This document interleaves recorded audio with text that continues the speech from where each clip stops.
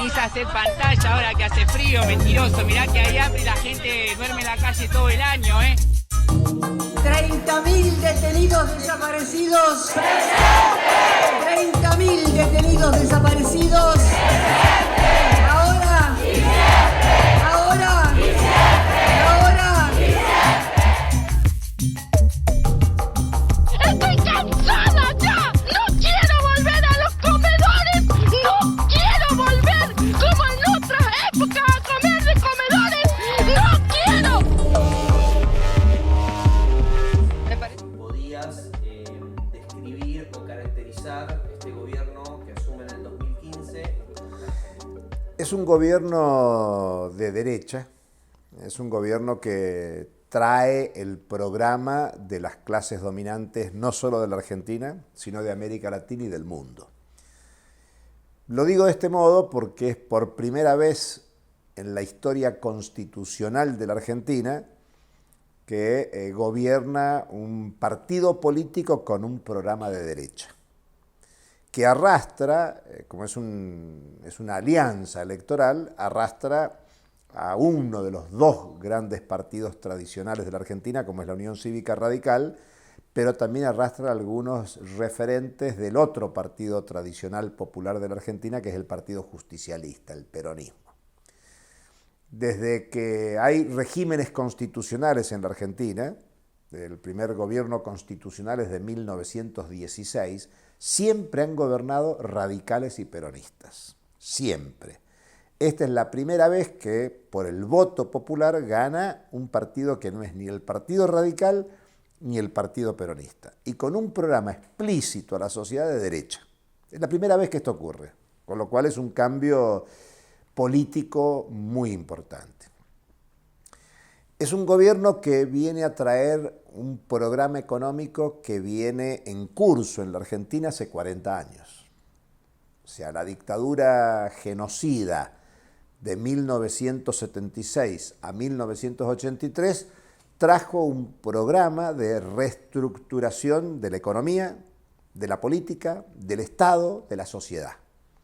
Y se empezó a construir. Y uno podría decir que con matices de los distintos gobiernos que ha habido desde 1983 hasta la actualidad, ese programa originario de la dictadura genocida se viene aplicando.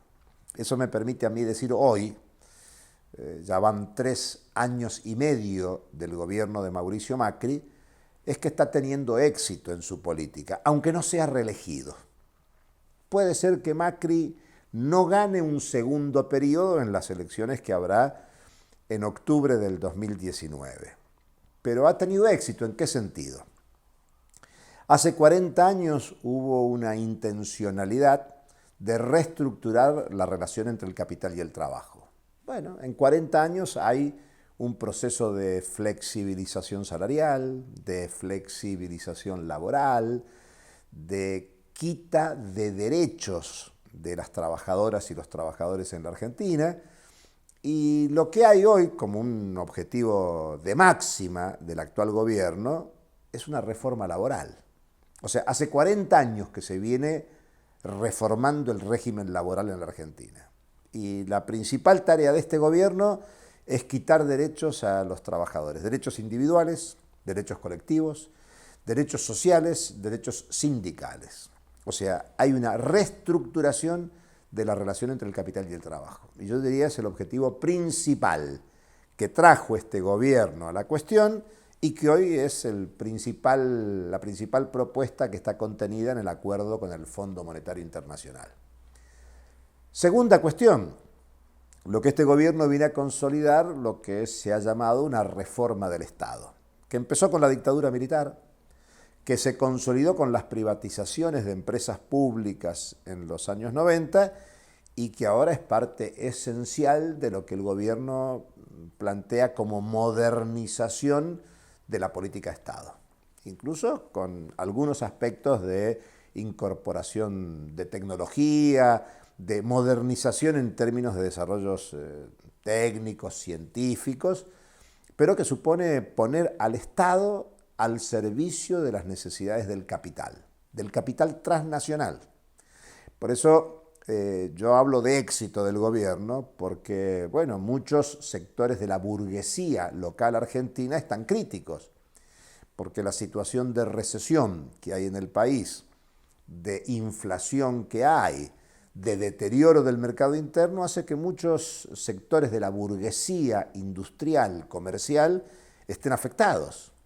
Pero lo que pasa es que los beneficiarios de esta política es el capital transnacional de afuera y capital transnacional originado en la Argentina.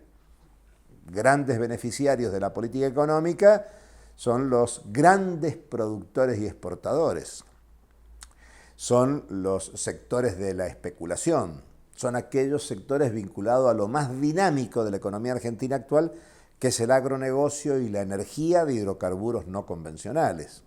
Entonces, hay una gran parte de la sociedad, incluso de los sectores hegemónicos de la economía, que están insatisfechos y descontentos con el gobierno Macri. Pero la política de gobierno no es para ellos, es para los sectores transnacionalizados de la economía que han logrado profundizar el papel del Estado, contrario a lo que cualquier neoliberal sostiene, de que el Estado no debe intervenir en la economía. Bueno, el gobierno Macri tiene una fortísima intervención del Estado para favorecer la toma de ganancia de los grandes capitales. Si alguien tiene duda, la tasa de interés que establece el Banco Central de la República Argentina hoy está por encima del 70%. Cualquiera que escuche esta grabación o vea, que trate de ubicar en qué país del mundo la tasa de referencia de la entidad monetaria que regula la política monetaria del país establece una tasa de interés que es usuraria. Imagínate trasladar ese porcentaje de tasa de interés al conjunto de la economía. No hay crédito para el desarrollo productivo, no hay crédito para el consumo popular, familiar, con ese nivel de tasa de interés. Digamos que esta es la segunda gran transformación, consolidar un papel del Estado para asegurar la ganancia del capital transnacional. La gran preocupación del gobierno Macri es atraer inversiones. Bueno, yo ahí puedo decir que el gobierno Macri tiene una mala lectura de lo que pasa en la economía mundial. Estos 3 años del gobierno Macri no son una buena época para atraer capitales a ningún país del mundo que no sean países centrales del capitalismo mundial. Hoy no estamos en el momento de auge de los países emergentes, entre comillas, como fue en la primera parte del siglo XXI.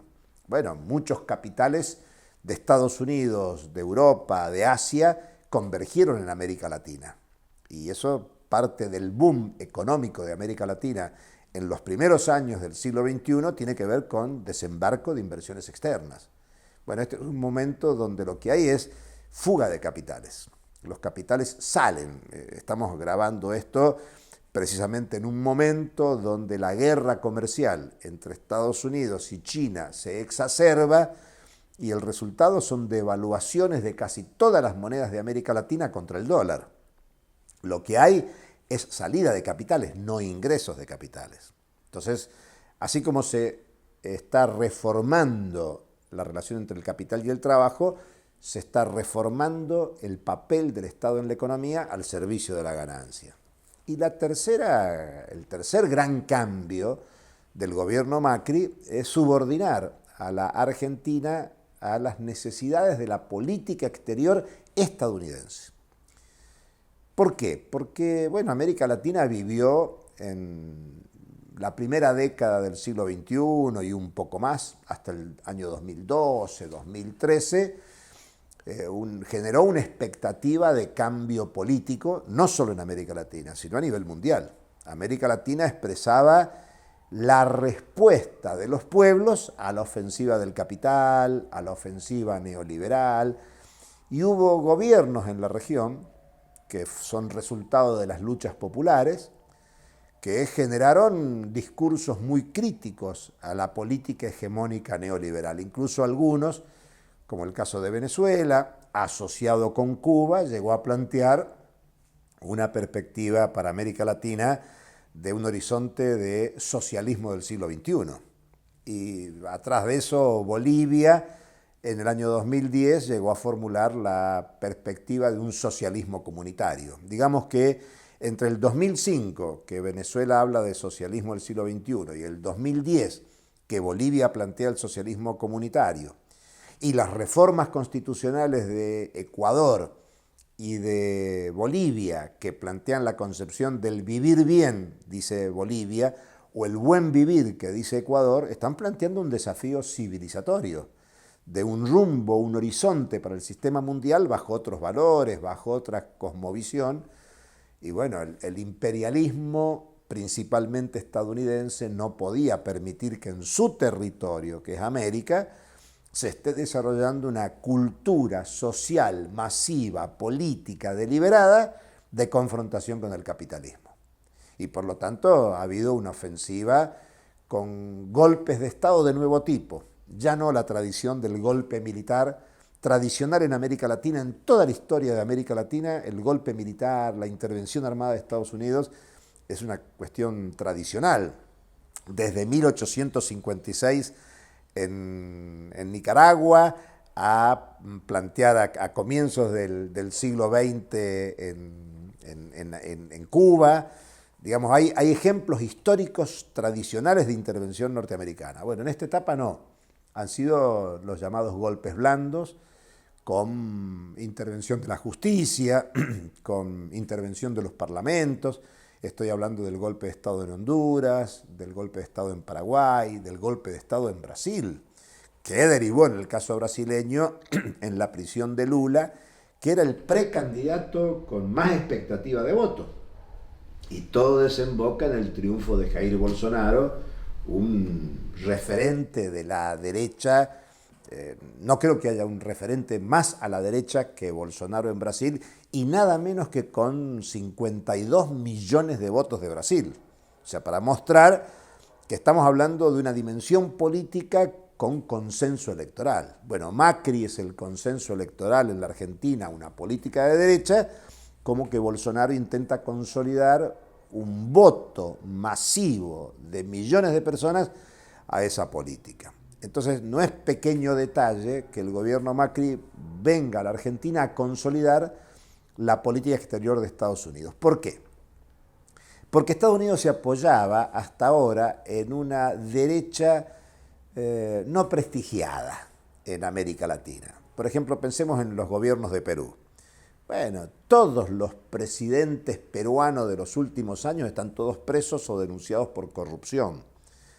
Y Alan García recientemente se acaba de suicidar precisamente ante la búsqueda de aprisionarlo por denuncias de corrupción. Chile no ha modificado el régimen constitucional, institucional instalado por la dictadura militar de Pinochet. Claro, alguien puede decir, bueno, pero eso ha generado un consenso de la sociedad en el gobierno de derecha, ahora de Piñera. Sí, es verdad, pero tiene que ver con la siembra del terrorismo de Estado en Chile, de que la salida de la dictadura militar chilena no es producto de un triunfo de la lucha popular. Bueno, hay quienes pueden discutir esa propia tesis para la Argentina. Si la Argentina logra su régimen democrático desde el 83, motivado en la lucha popular que ha sido muy fuerte, de organismos de derechos humanos, del movimiento obrero, o si también tuvo que ver con la pérdida de la guerra de las Malvinas, con que los militares fueron derrotados. A tal punto que la comparación histórica muestra que un gobierno deslegitimado con el de Margaret Thatcher gana la guerra de las Malvinas y se legitima y aparece como una líder británica y de alguna manera europea y de la derecha mundial.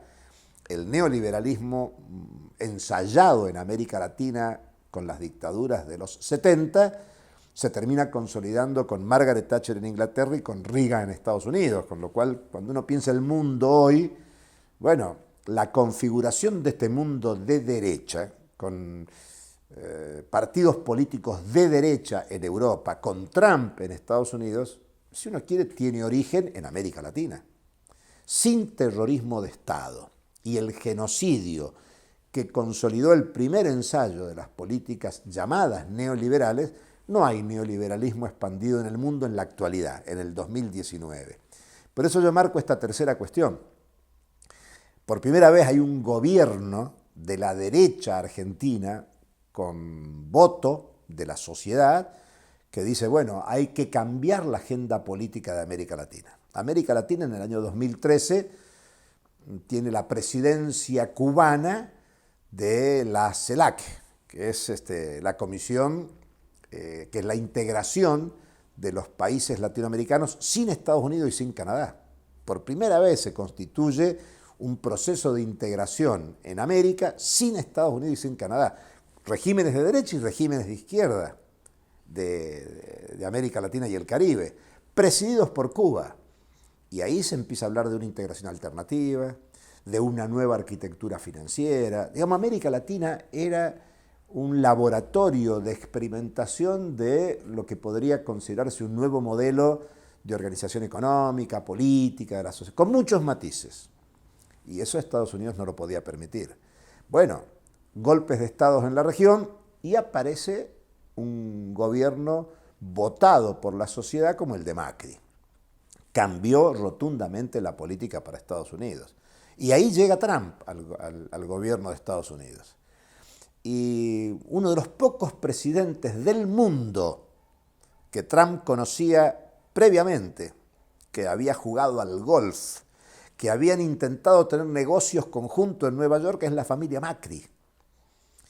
O sea que Trump se encuentra con prácticamente un único amigo en todo el mundo. Trump es un hombre que no viene de la política, que no viene con lazos con los presidentes europeos, con los presidentes asiáticos, con los presidentes del mundo. No tenía vínculos tejidos con el mundo de la política, ni de América ni del mundo.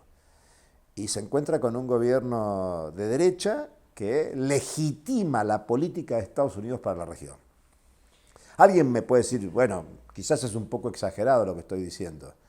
Bueno, yo invito a cualquier analista que estudie por qué la Argentina, que es un país que no puede pagar el préstamo que le acaba de dar el Fondo Monetario le ha dado a la Argentina 57.000 millones de dólares, el crédito más importante de la historia del Fondo Monetario Internacional, que aparte lo renegoció rápidamente en 90 días y lo que iba a hacer en 3 años se resolvió en 2 años. Argentina no puede pagar esa deuda y propios funcionarios del Fondo Monetario decían que era impagable, pero la orden vino del socio mayoritario, del único que tiene poder de veto en el fondo, que es Estados Unidos.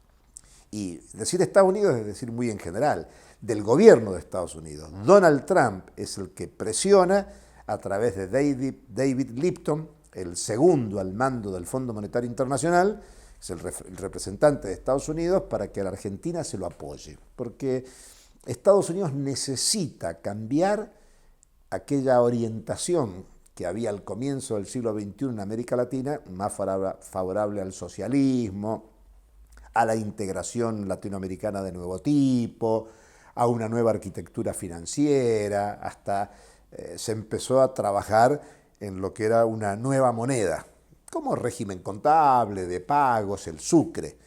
Pero eso Estados Unidos no lo podía permitir. Y con Macri tuvo un socio ideal para contribuir a desarrollar su ofensiva, que tiene como visibilidad la injerencia externa en Venezuela.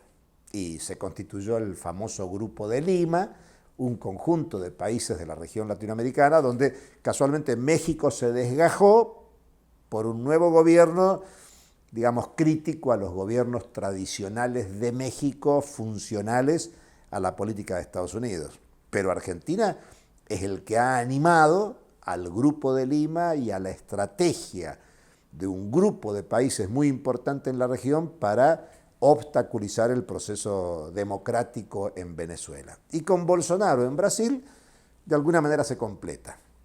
Y muchos podrán creer que Brasil, que es mucho más importante económicamente que la Argentina, más grande, que interviene de manera más importante en la política mundial, puede ser más importante que en la Argentina. Sin embargo, el régimen de Brasil todavía tiene que consolidarse. Es muy nueva la presidencia de Bolsonaro para que adquiera un volumen de peso en América Latina. El gobierno argentino ha jugado muy importante. Síntesis, te diría, La caracterización del gobierno de Macri es que es un gobierno explícitamente de derecha con voto popular, que intenta este año renovar 4 años más. Puede ser que no lo logre, y eso puede ser visto como un fracaso político. Sin embargo, lo que ha hecho en estos 4 años, que no solo ganó en el 2015, sino que ganó las elecciones de medio turno en el 2017, es consolidar el programa de transformaciones estructurales regresivas de la economía, la sociedad y el Estado en la Argentina, en las 3 cuestiones que te mencionaba. 1, la relación capital-trabajo. 2, la nueva funcionalidad del Estado. Y 3, la subordinación a la estrategia de política exterior de los Estados Unidos. Por eso Argentina fue sede a fines del 2017 de la 11ª Conferencia Internacional de la Organización Mundial de Comercio. Y a fines del 2018 fue sede del G20. Son rotativas esas reuniones, pero que se hayan decidido en 2 años seguidos, a pedido de la Argentina, organizar estas cumbres internacionales, tiene que ver con una confianza ideológica política de los países que definen la política en el sistema mundial, principalmente de Estados Unidos.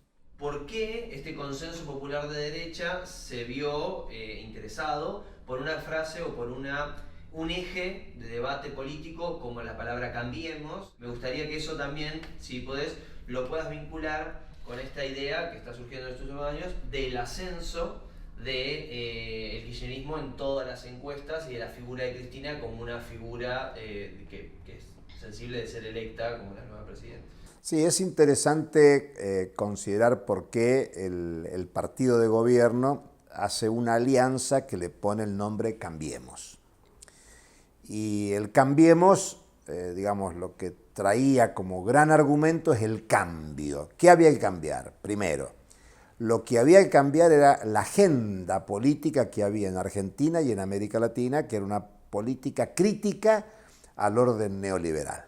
Más allá de cuánto se pudo cambiar de la orientación neoliberal, del programa favorable a las grandes transformaciones económicas gestadas desde la dictadura militar. Solo un ejemplo. La dictadura militar, entre las medidas más importantes que tomó, fue formular una nueva ley de entidades financieras en 1977. Estamos en el 2019 y esa ley sigue vigente. Es una ley que no ha cambiado la democracia argentina desde 1983 en adelante. Y aunque los gobiernos kirchneristas del 2003 al 2015 fueron gobiernos con un discurso crítico al orden neoliberal, no modificaron el régimen financiero en la Argentina. La Argentina en ese último periodo de 2003 al 2015 intentó sacarse de encima el tema del endeudamiento externo sobre la base de pagarlo. Las propias cifras oficiales hablan de un destino de fondos gigantescos de pago de la deuda. Si el default de la Argentina fue de 100.000 millones de dólares, el pago durante los gobiernos kirchneristas prácticamente duplicó lo que fue el default de la deuda en el año 2001.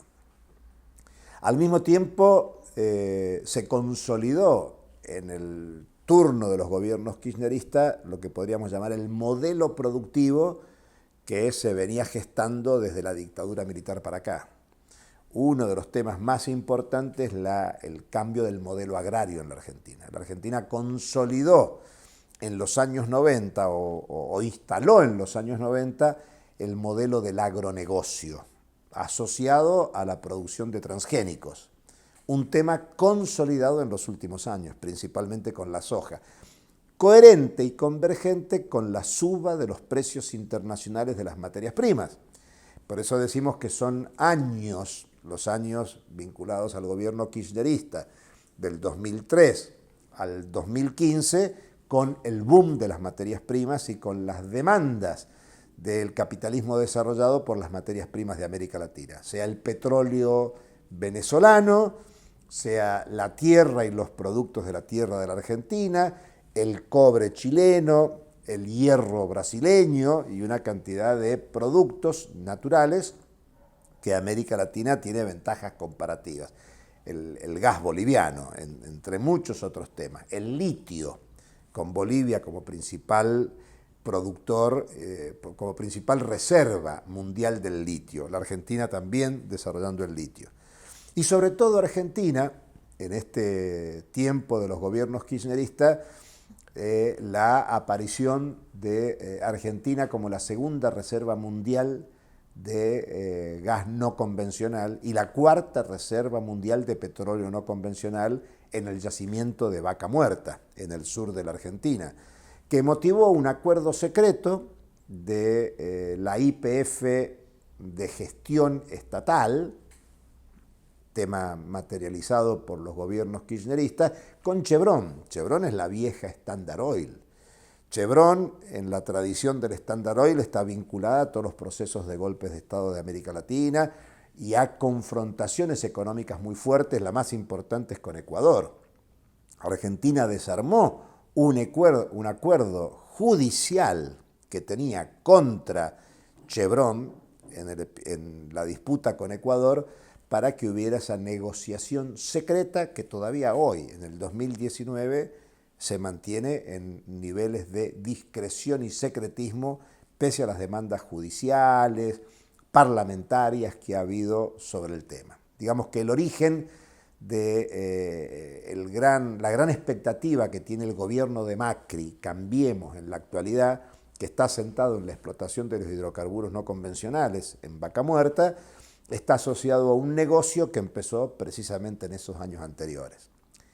El tema de Cambiemos tiene que ver con formular que había que cambiar la agenda de debate latinoamericana en Argentina, que había que crear un cambio ideológico, cultural, para que se deje de pensar en términos de una nueva economía, una nueva política, una nueva sociedad, que había que cambiar, modernizarse y adecuarse a lo que pasaba en el mundo.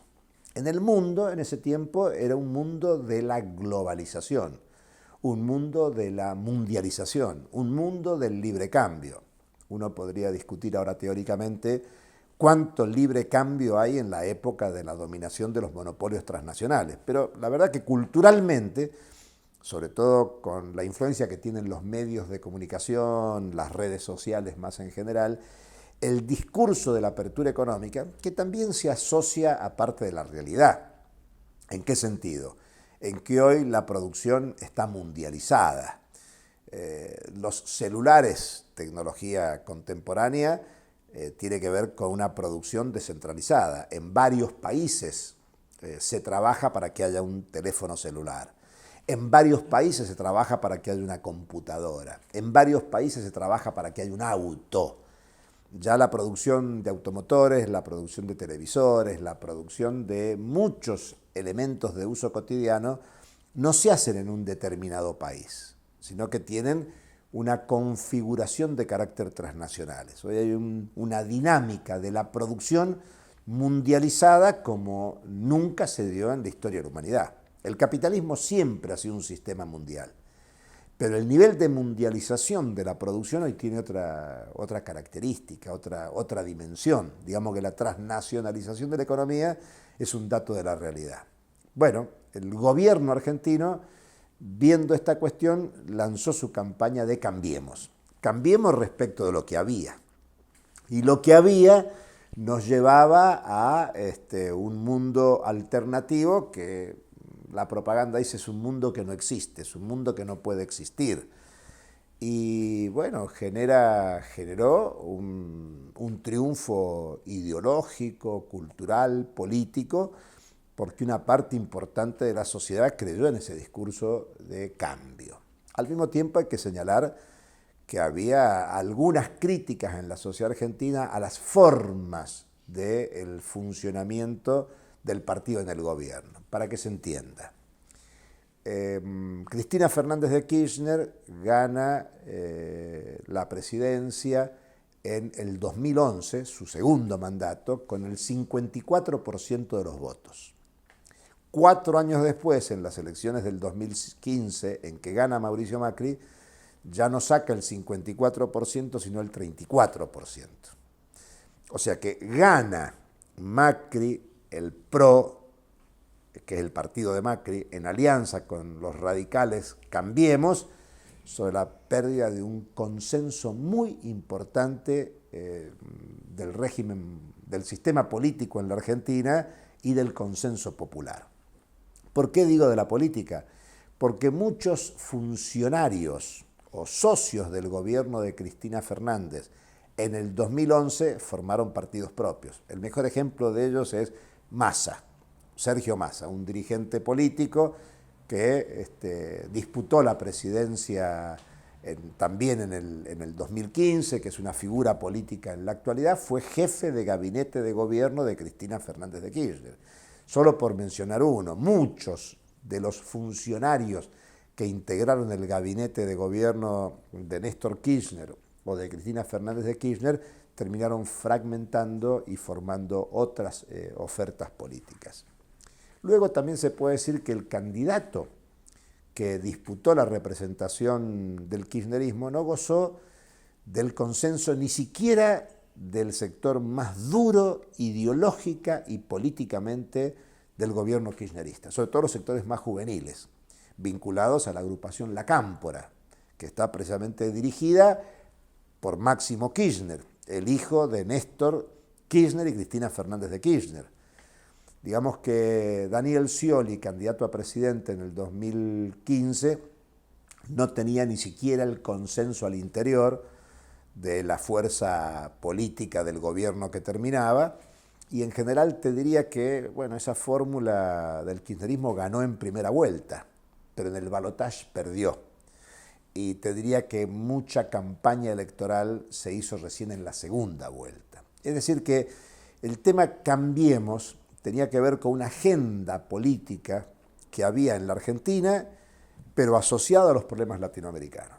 Hay que recordar que acá en la Argentina ocurrió un acontecimiento muy importante en el 2005, gobierno de Néstor Kirchner, donde acá se hizo una cumbre de presidentes de las Américas en Mar del Plata, en noviembre del 2005, donde George W. Bush quiso reinstalar el debate regional por el ALCA, el Área de Libre Comercio de las Américas, que era el proyecto estratégico que arrastraba a Estados Unidos desde 1994, de las distintas cumbres de las Américas, para que América sea de los americanos, para que no hubiera intromisión de capital europeo, que estaba entrando fuertemente en América Latina en los años 80, en los años 90 con las privatizaciones, y por lo tanto Estados Unidos quería comenzar el siglo XXI recuperando América Latina para sus negocios. Bueno, el gobierno argentino, Néstor Kirchner, presidente, favoreció actividades populares sociales donde intervino, por ejemplo, de manera muy destacada el presidente de Venezuela, Hugo Chávez, que no hacía mucho que era presidente desde 1999, estamos hablando del 2005, y Chávez lidera el movimiento no al ALCA en América Latina. Lo lidera desde un gobierno, pero en alianza con el movimiento popular que venía creando cumbres populares contra el ALCA. Ahí en ese encuentro también participa Evo Morales, que es un diputado boliviano, líder indígena, todavía no es gobernante de Bolivia, es presidente de Bolivia a partir del 2006. Digamos que el 2005 condensa luchas latinoamericanas muy importantes. En el 2001 se había creado el Foro Social Mundial, generando expectativa en todo el mundo. El Foro Social Mundial no es una creación brasileña, porque empezó en Porto Alegre, o latinoamericana, sino que generó expectativas en todo el mundo. 8 redes internacionales son las que confluyen para crear el Foro Social Mundial en América Latina. Y la gran motivación es que en América Latina aparecía la gran novedad del Partido de los Trabajadores, el PT, un partido vinculado al movimiento obrero, de bandera roja y que generaba muchas expectativas por un programa municipal del presupuesto participativo. Aparecía por primera vez el socialismo con democracia, el socialismo con participación popular, luego del desprestigio que había supuesto la caída del muro de Berlín, la desarticulación de la Unión Soviética en escala global, el fin de la bipolaridad. Digamos que la izquierda renacía en América Latina con mucha fuerza. Y el 2005, en Mar del Plata, cuando se hace la cuarta cumbre de presidentes de las Américas, que es la última cumbre importante de los presidentes de las Américas y es desarmada por la convergencia del movimiento popular, la cumbre de los pueblos y la iniciativa de los gobiernos del Mercosur. Es más, ahí, en esa reunión, surge el pedido de Venezuela de incorporarse al Mercosur, que estaba integrado hasta entonces formalmente por Brasil, Argentina, Uruguay y Paraguay. Bueno, Venezuela se incorpora y es también conocido y sabido que recientemente Venezuela ha sido excluida del Mercosur por los cambios políticos en la región. Yo diría que para entender la categoría cambio que sustentaba el gobierno Macri, hay que entender el clima político-social construido por la resistencia popular en Argentina y en América Latina, con gobiernos constituidos que correspondían en más o en menos a esa dinámica de resistencia popular. No es lo mismo el gobierno del Frente Amplio de Uruguay, con izquierda explícita en su seno, que el kirchnerismo en Argentina. Son dos tradiciones distintas, aunque el Frente Amplio de Uruguay y el kirchnerismo en la Argentina, ambos dos plantean como política de gobierno una perspectiva de capitalismo serio. Ninguno de los dos se plantea el socialismo. Venezuela, con Hugo Chávez, tampoco se planteaba el socialismo en el 99, 2000, 2001, 2002, 2003. Solo a finales del 2004, en los acuerdos con Cuba, aparece la idea del socialismo del siglo XXI, que lo termina popularizando en enero del 2005 en Porto Alegre, en plena reunión del Foro Social Mundial, diciéndole a todo el mundo que no hay solución para los pueblos del mundo en el marco del capitalismo. Entonces, yo te diría que entre el 2005 y el 2010 se constituye un clima en América Latina, Argentina como parte de eso, un clima de horizonte, de cambio hacia la izquierda, de cambio anticapitalista, de cambio antiimperialista, y el gobierno de Macri, como oposición, utiliza la expresión cambio. Hay que cambiar esto que viene rumbo hacia la izquierda, esto que viene rumbo en contra del libre comercio, hay que darlo vuelta. Entonces el tema es cambio. Y lo curioso e interesante es que en las elecciones de Estados Unidos del 2016, con Macri gobierno, el apoyo es a la sucesión de Obama, es el apoyo a Hillary Clinton, no es el apoyo a Trump. Macri apoya la política de globalización del Partido Demócrata. O sea, Macri sigue en la tendencia del capitalismo tal y como venía. Y gana Trump, que es una sorpresa para el mundo. Trump, un año antes, no se lo ubicaba como ganador de las elecciones. Es más, se dudaba que pudiera ganarle a los políticos tradicionales del Partido Republicano. Y Trump gana. Le gana a los republicanos y después le gana a la continuidad del gobierno de Obama, le gana a la posibilidad de una mujer gobernando Estados Unidos, que era toda una gran novedad. Un negro gobernando Estados Unidos, Obama, luego sucedido por una mujer. Bueno, Trump gana y Macri rápidamente se corrige, pero no corrige su ideología. Él sigue creyendo que al haber un gobierno de derecha explícito votado, las inversiones iban a llegar.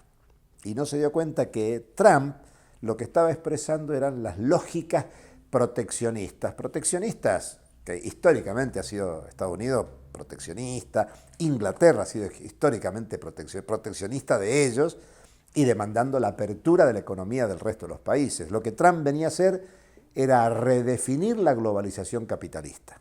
Bueno, Macri se quedó con el discurso de la globalización del libre cambio, de la apertura, que era abrir la Argentina a la transnacionalización de la economía mundial, y por eso apoyó a los demócratas, pero rápidamente corrigió y fue a la búsqueda de su amigo, de su compañero de golf, que es Donald Trump, y reubicó la discusión. Por lo tanto, cambiemos, el cambio es cambiar para reubicar a la Argentina en la agenda de la derecha mundial, en la agenda hegemónica del capitalismo global. Por lo tanto, el tema del cambio hay que analizarlo en la lógica discursiva de Macri y sus aliados, pero también en que la lógica política del gobierno del kirchnerismo había generado ciertos recelos en aliados. Uno podría decir, para explicar esta situación, que en el 2011 el kirchnerismo logró una hegemonía política en la Argentina que la dilapidó en los últimos 4 años de gobierno. En todo caso, en la actualidad, el impacto socioeconómico del gobierno Macri es tan negativo sobre una parte importante de la sociedad que ante la ausencia de alternativa política popular, el kirchnerismo vuelve a aparecer con posibilidad de ser gobierno en la Argentina. Y en todo caso, eso es lo que está en discusión en la actualidad, si alcanzará para que Macri pierda las elecciones y si alcanzará para que el kirchnerismo retome el gobierno de la Argentina. Y la pregunta en todo caso es, ¿cuál es el entramado sociopolítico que genera el kirchnerismo para lograr una nueva hegemonía en la sociedad que permita un nuevo gobierno en el país? ¿Cómo juega en esta dinámica de los sectores capitalistas argentinos transnacionalizados presionan para conseguir mejores recursos y la hegemonía política reacciona dando estabilidad, tanto con los militares como con la convertibilidad como dual del kirchnerismo? ¿Cómo ves en el futuro esa dicotomía o esa situación de crisis económica, inflación, estabilidad? ¿Cómo pensás que puede llegar a darse estabilidad o si estamos en una nueva etapa que no tiene la estabilidad como un eje?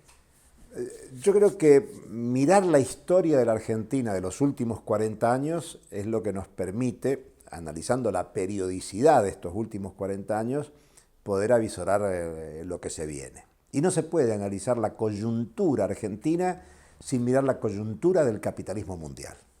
Porque es el capitalismo mundial el que comienza a cambiar en los años 70. Las dictaduras del cono sur de América Latina no son un fenómeno latinoamericano, son un fenómeno mundial. América Latina es el ensayo de las políticas neoliberales que hoy son hegemónicas en escala mundial. Si uno mira la historia larga del capitalismo mundial, te vas a encontrar que el único momento de defensiva del capitalismo mundial es la salida de la crisis del 30. Del 30 al 75, el llamado estado de bienestar, las políticas keynesianas. El keynesianismo fue hegemónico en el sistema mundial entre el 45 y el 80. Vos ahí tenés 50 años entre el 30 y el 80, entre 1930 y 1980, de defensiva del capitalismo. El capitalismo está a la defensiva porque había un mundo bipolar desde el 45, porque había revolución rusa desde 1917, porque lo que crecía era el socialismo, lo que crecía era la demanda de derechos de trabajadores, de trabajadoras, porque hay un movimiento popular mundial que demanda y genera una inmensa acumulación de poder popular a comienzos y mediados de los 70, triunfo de Vietnam, sobre todo, y un proceso de revolución musical, de la moda, de protagonismo juvenil. Hay muchos ejemplos de cómo los 60 y los 70 expresan la máxima acumulación de poder popular mundial que se expresa en Naciones Unidas en la Carta de los Derechos y Deberes de las Naciones del año 74, lo que se llamó un nuevo orden económico mundial, un nuevo orden económico internacional. Bueno, ese fue el límite. Las clases dominantes a nivel mundial dijeron, este es el límite, acá hay que frenar la ofensiva del movimiento popular mundial. ¿Por dónde empezaron? Por Sudamérica. Sudamérica es el comienzo del fin de la defensiva del capitalismo, globalmente, y comenzó una etapa de ofensiva del capital muy fuerte. Esa ofensiva del capital es el derrumbe del este europeo, del socialismo de Europa, la terminación del mundo bipolar en 1989-91 y la construcción de la hegemonía capitalista. Si vos estudiás el lenguaje profesional que se usaba en los 70 y en los 80 en Naciones Unidas, por ejemplo, se hablaba de las economías de mercado y de los países de economía centralmente planificada. No se hablaba de socialismo y capitalismo. El lenguaje actual se habla de capitalismo, se ha legitimado de nuevo hablar las cosas por su nombre, capitalismo y socialismo, con un imaginario hegemónico de que el socialismo está en derrota. Porque el socialismo no está en ninguna parte, es más, te dicen China, que sigue llamándose socialista, está creciendo y desarrollándose sobre la base de inversiones externas, de aliento al capitalismo. E incluso te llevan a América Latina la mejor experiencia mundial del socialismo, que es Cuba. Cuba está en un proceso de cambio económico, donde aparecen algunas flexibilizaciones que tienen que ver con capitales externos, y por lo tanto muchos te dicen, aunque Cuba diga que sostiene el proyecto socialista, y hay una discusión muy importante. Estoy contando todo esto porque hay que ver que la ofensiva del capital no es en la Argentina, ni es en Brasil, ni es en Estados Unidos con Trump. Es una ofensiva global, mundial, donde el objetivo es terminar con todo vestigio de estado de bienestar. Cualquiera que vaya a Europa y transite por Alemania, por Francia, por Italia, por Grecia, ni hablar, por España, se va a encontrar que las tareas de los gobiernos es desarmar los beneficios sociales conquistados a través del tiempo. Es terminar con el estado de bienestar, sobre todo más en Europa que en Estados Unidos. En Estados Unidos jamás hubo estado de bienestar en el nivel que lo hubo en los países europeos. Entonces la ofensiva del capital es mundial. Es una ofensiva del capital contra el trabajo, y por eso en la Argentina tenemos 40 años de deterioro de las relaciones laborales, con los matices de gobiernos que intentaron en estos 40 años frenar un poco esta situación. Pero es también una ofensiva contra la naturaleza. Acaba de sacar Naciones Unidas un informe sobre la aceleración del calentamiento global. Es un tema dramático, de la brutal ofensiva del capital contra la naturaleza. Y hay finalmente una ofensiva del capital contra la sociedad, que se expresa de un lado en el estímulo al consumismo y a la concepción de obsolescencia programada, que lo que está generando es dilapidación de los recursos de la sociedad, con lo cual es una ofensiva del capital contra el trabajo, contra la naturaleza y contra la sociedad. Es una ofensiva integral, es una ofensiva civilizatoria, que está generando cambios culturales muy importantes. Yo me animaría a decir que parte de la despolitización de la sociedad mundial está muy asociada a que buena parte de la población no visibiliza que la política le resuelve los problemas. Y es más, temas tan importantes como el protagonismo de las mujeres, sobre todo en América Latina y en Argentina, en la lucha por la igualdad de derechos, no termina consolidando una estrategia política global para cambiar el sistema, para cambiar el modelo. Entonces vos lo que tenés es una crisis que no es económica solamente, es económica, financiera, pero es alimentaria, es energética, es ambiental, es civilizatoria. Y en ese marco se está construyendo lo que podríamos llamar un sujeto neoliberal, un sujeto desinteresado de la política, un sujeto individualista. Fíjate vos, ¿cuántos años pasaron desde que el liberalismo instala la concepción individual? Hoy el individualismo está exacerbado, en el momento de mayor socialización de la producción. Hoy no se concibe un auto, una computadora, un teléfono que no sea parte de la producción mundial, de la cooperación tecnológica internacional. Nadie puede producir un auto en ninguna parte del mundo que no tenga los adelantos tecnológicos de la industria automotriz contemporánea. Lo mismo podríamos hablar de la industria de armamento, o la industria de electrodomésticos, o la industria de medicamentos. Hoy hay un nivel de socialización de la producción como nunca. y está exacerbado la cultura del individualismo. Entonces hay que pensar que estos 40 años es una contraofensiva del capital que venía, voy a insistir, de 50 años de defensiva. 1930, 1980 es una etapa de defensiva, como tendencia general. Digo porque África siempre estuvo en la dominación, países del sur del mundo, asiáticos o latinoamericanos, siempre estuvieron agredidos por la ofensiva del capital. Pero en escala global, en la etapa del estado del bienestar, 1930-1980, es una etapa de salida de la crisis del 30 de carácter defensivo. Con la crisis de los 70 comienza una ofensiva que no ha terminado. Y por lo tanto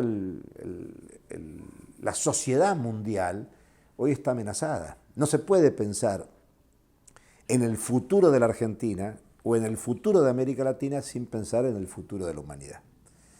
Y la humanidad hoy está lanzada con un proyecto hegemónico de desarme de los derechos sociales, sindicales, laborales. La sociedad está lanzada a la destrucción del planeta Tierra. Insisto, esta semana salió un informe de Naciones Unidas sobre el aceleramiento del calentamiento global, del cambio climático, y una exacerbación de la cuestión individual, favorecida por los nuevos medios tecnológicos, los manejos de las redes comunicacionales que están además manejadas desde el gobierno de Internet. Internet favorece la socialización de la comunicación a escala mundial, pero hay gobierno de Internet. Y el gobierno de Internet no lo resigna Estados Unidos. Es una confrontación que tiene con Europa, con el sistema mundial, y por eso vemos que hay nuevos desarrollos tecnológicos que amenazan la hegemonía estadounidense, entre otras cuestiones desde el punto de vista militar, Rusia contra Estados Unidos, e incluso China contra Estados Unidos. Lo que quiero señalar es que el futuro es un futuro muy incierto y que tiene que ver con lo que yo llamo una ausencia de alternativa política civilizatoria de los pueblos a escala mundial. No es un problema argentino, no es un problema latinoamericano, no es un problema caribeño, es un problema mundial.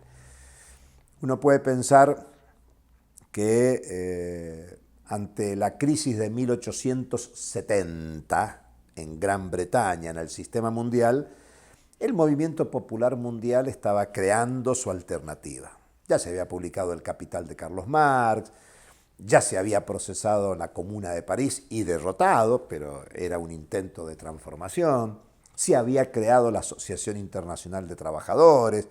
Digamos que el movimiento obrero y popular ya tenía teoría y práctica de la revolución y estaba ofreciendo con mucha polémica. La Asociación Internacional de Trabajadores está Marx y los marxistas, pero está Bakunin y los anarquistas, está Proudhon y los socialistas. O sea que hay un debate de distintas corrientes de pensamiento, de organización política popular. Hay una estrategia del poder y se está constituyendo una estrategia alternativa. Crisis de 1870. Bueno, la crisis capitalista mundial que sucede es la de 1930 y ya hay revolución rusa, ya hay constitución de Unión Soviética, ya hay un proceso de extensión de la práctica revolucionaria que hoy, vista con el tiempo, uno puede hacerle críticas, pero hay que verla en la dinámica de lucha de clases del momento. Por lo tanto, ante esa ofensiva del movimiento obrero, del movimiento popular, de la izquierda, del marxismo como teoría y práctica, con todos sus matices, genera un proceso que termina en la respuesta a la defensiva en la crisis del 30. Pero la crisis de mediados de los 70, la crisis del petróleo, la crisis del dólar, la crisis ecológica, lleva a recrear la ofensiva del capital, como te decía, contra el trabajo, contra la naturaleza, contra la sociedad. Y estamos en esa. La crisis actual es la crisis del 2007, 2008, 2009. El mismo Fondo Monetario dice, han pasado 10 años de la gran recesión del 2009 y aquí estamos, con continuidad de la crisis. Y por lo tanto, cuando uno piensa el futuro es en esto, el futuro es de ofensiva del capital. Y de este lado, la teoría y práctica de la revolución está en un proceso de recreación. Y no quiero pasar como soberbio. pero el origen de la reconfiguración de una respuesta popular empezó en Sudamérica. Es Sudamérica el laboratorio del cambio político del mundo, precisamente a comienzos del siglo XXI.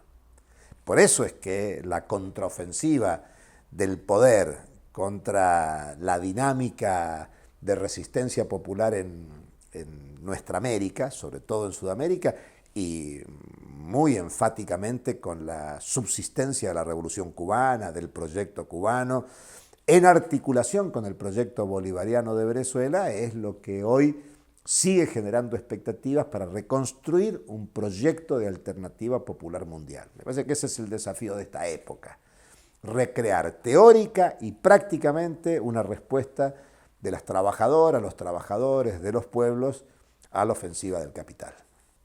Creo que el desafío es la construcción de alternativas. Lo que está claro es la iniciativa política del poder mundial, que hoy tiene la cara de Trump, pero que puede no ser Trump mañana, puede ser otro. Hoy es Macron en Francia y puede ser otro, puede ser Le Pen, que es Merkel en Alemania, pero que puede ser otro en Alemania. Que puede ser Salvini en su continuidad en Italia, y estamos hablando de personajes que tienen peso en la construcción de una derechización de nada menos que de Europa y de Estados Unidos. Bueno, el tema de la reconstrucción de la hegemonía del sistema mundial en el debate Estados Unidos y China es un tema con mucho peso. Hay cambios políticos en China muy importantes en el último tiempo. ¿Hacia dónde va China con su poderío económico, su poderío militar y quizás su estrategia cultural, ideológica? Pero eso nos desafía a nivel de los pueblos a cuál es la estrategia teórico-práctica del movimiento popular. Yo pienso en la tradición de Marx y los seguidores de Carlos Marx. Lo que Marx fundamentó fue la esencia del capitalismo, en su época, pero la esencia del capitalismo actual sigue siendo la plusvalía. Por ejemplo, uno de los temas que viene planteado en el centenario de la Organización Internacional del Trabajo, que es el tema del futuro del trabajo. Yo digo, bueno, no hay futuro sin trabajo. Sigue siendo el trabajo el generador de la automatización, de la robótica, de la telemática, de toda la innovación tecnológica. No hay internet sin trabajo humano.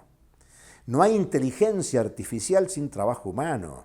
Lo que hay cambian las formas del trabajo. Por lo tanto, hay que partir de Marx. Y creo que lo invariable del trabajo teórico de Carlos Marx, lo invariable fue la crítica al capitalismo. Y entonces hoy estamos desafiados a hacer la crítica al capitalismo de esta época. Pero Marx no se quedó con la crítica teórica, sino que le puso el cuerpo a la construcción de instrumentos de transformación de la sociedad. El más importante de todo, la Asociación Internacional de los Trabajadores. Y es más, tuvo hasta visión de construirla y de construirla. De construirla en Europa y de trasladarla a Estados Unidos. Y de ponerle un fin cuando eso ya no tuvo funciones. Por eso yo digo que es teoría y práctica. Y esa teoría y práctica en este tiempo contemporáneo empezó en Sudamérica. Sudamérica ha sido laboratorio de estudio del mundo. Yo digo, a veces puede parecer que es soberbio lo que uno dice, porque se pone en el centro del debate. Bueno, alguien puede creer que eso es así. Pero América Latina estaba en el centro del debate, en la construcción de lo nuevo. En América Latina se ensayó el neoliberalismo en la década del 70, con terrorismo de Estado, con dictaduras militares. Y luego se generalizó en el mundo. Claro, con las teorías de la Escuela de Chicago, con Milton Friedman. Eran las ideas del norte de las universidades estadounidenses. Es Montpellerin en 1947 y los neoliberales que en el auge de las políticas neokeynesianas planteaban la concepción neoliberal. Pero donde se ensayaron y se pusieron en práctica es acá. Y por lo tanto de acá ha surgido la alternativa. La alternativa es, más allá de cómo esté hoy el Foro Social Mundial, en el año 2001 en Porto Alegre. La lucha contra el ALCA es vanguardia en la lucha contra el libre comercio a nivel mundial, aunque años previos al no al ALCA, se consolidó el no al acuerdo multilateral de inversiones con las luchas europeas. Pero América Latina condensó mucho de la globalización no neoliberal o de la globalización no capitalista. Es América Latina la que generó el caldo de cultivo de una subjetividad masiva de confrontación con el poder. Porto Alegre y el Foro Social Mundial no es una propuesta latinoamericana, sudamericana. Ahí confluyeron las redes de lucha mundial contra la globalización capitalista, en un debate con aquellos que solo creían que había que confrontar al neoliberalismo y otros que creíamos que había que confrontar al capitalismo. Pero ese es un debate que en otra época le llamábamos el debate entre la reforma y la revolución. Pero lo que estábamos recreando era la condición subjetiva y programática, al mismo tiempo que discutíamos instrumentos de transformación de la sociedad. Lo que estábamos creando en América Latina, estábamos y estamos creando en América Latina, es teoría y práctica de la revolución. Hay que hacer una recreación de la crítica al capitalismo, manteniendo lo esencial en Carlos Marx, que es la teoría del plusvalor, que es la teoría del valor. El hecho de que las principales empresas de valorización bursátil sean empresas las tecnológicas, eso no invalida que todo ese capital acumulado, previo a Marx, la economía política clásica ya nos dijo que el capital es trabajo acumulado. Bueno, eso es válido en Adam Smith, es válido en David Ricardo, mucho más válido con Carlos Marx, y es válido en la actualidad. El capital es trabajo acumulado, eso es la esencia. Ahora, hay que descubrir, instalar en la sociedad la crítica al capitalismo del siglo XXI y construir los instrumentos políticos sociales de la transformación. América Latina ha sido un laboratorio gigantesco. Yo podría pensar, Argentina con sus empresas recuperadas, lo que puso en evidencia es que no hace falta el capitalista organizador de la producción. No importa en cómo terminaron, cómo evolucionaron, cómo avanzaron las empresas recuperadas, esta, aquella o la otra. Pero si algo pusieron en evidencia es que no hace falta capitalista organizador de la producción. La sociedad puede generar la autogestión del proceso productivo, del proceso de circulación, producción y circulación en base al proceso social. Hay que recrear las formas concretas de reproducción de la vida cotidiana, y eso es lo que ha hecho América Latina. Bolivia, incorporando a la Constitución la economía comunitaria, es un ejemplo maravilloso, que incluso teóricamente uno lo puede vincular al Marx viejo en sus debates con los populistas rusos, con Vera Zasulich, sobre la posibilidad de pasar de la comuna rusa al socialismo sin atravesar por el capitalismo. Es decir, que es una motivación fundamental, fenomenal, como el movimiento indígena, originario, campesino, boliviano aporta una dimensión teórica de lo que sería el socialismo comunitario contemporáneo. Bolivia se incorpora al ALBA y dice, no alcanza con la alternativa bolivariana para los pueblos de América.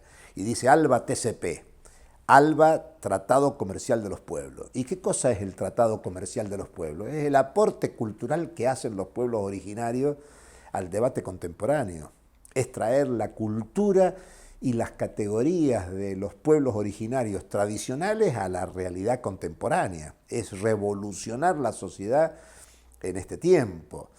Entonces, yo creo que la alternativa, yo la veo como un proceso que está en construcción, que la están creando los pueblos. Otro ejemplo, que incluso es teórico, la concepción de soberanía alimentaria, que hoy está muy instalada en el movimiento popular mundial, confronta con la tesis de la FAO o Naciones Unidas o de los gobiernos que plantean seguridad alimentaria. Y la soberanía alimentaria es una construcción del movimiento campesino, que se ha ido desarrollando con pensamiento intelectual, profesional, pero es una creación de los pueblos. La soberanía alimentaria, la soberanía energética, la soberanía financiera es una creación popular. Entonces hay muchos elementos de la sociedad contemporánea de construcción de la teoría y práctica de la revolución, de la teoría y práctica de la transformación. Quizás hoy, como un gran déficit, estamos debatidos a reinstalar el debate por la transición del capitalismo al socialismo. Tenga el nombre que tenga el socialismo, se le ponga el apellido que se le quiera poner. Pero si hoy hay un desafío es que hay que pensar una sociedad que le sirva al ser humano, que defienda el planeta, que defienda la naturaleza, que defienda la vida y que piense en una reconstrucción de las relaciones sociales en armonía con la naturaleza. Pues ese es el desafío de esta época.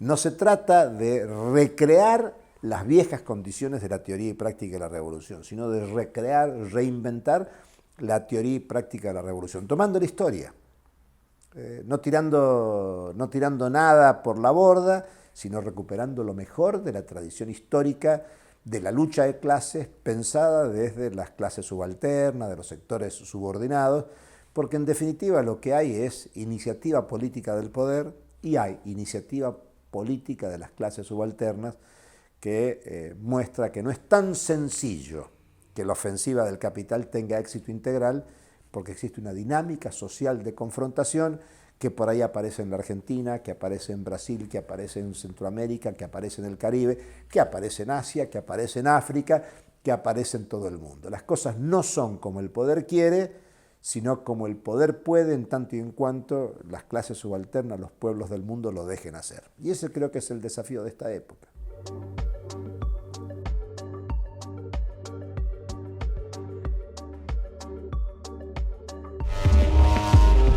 Me parece bárbaro que la gente se exprese, porque es un momento muy difícil del país y seguramente toda esta gente, como tantos otros, están sufriendo. Porque el plan económico de este gobierno democrático tiene los mismos objetivos que el de Martínez de Oz. Por eso estamos acá. Somos las organizaciones del campo popular que construimos con un objetivo común: cuestionar las políticas de